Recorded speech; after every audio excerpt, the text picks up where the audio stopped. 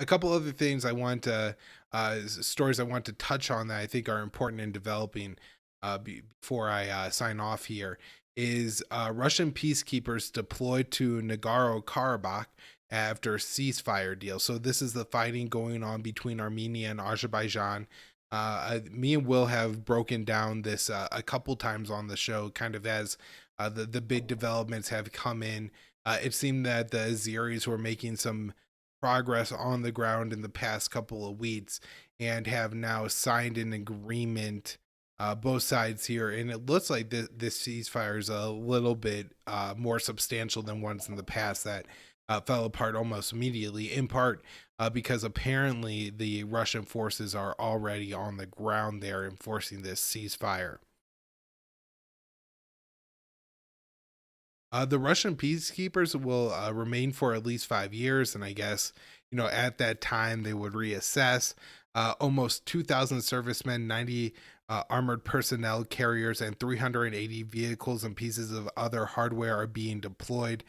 So that the Russia is really stepping out to try to, I guess, get enforce this ceasefire. It was signed by both sides. I guess the Armenian side must not have been quite so happy with the results because there were protests there while on the other side, the Azeri side, there was cheering among the population.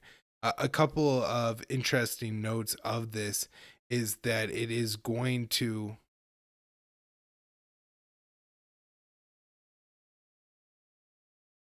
allow Azerbaijan to keep the territory it captured, including the mountain's second biggest city. And then it will also allow Azerbaijan to begin to regain.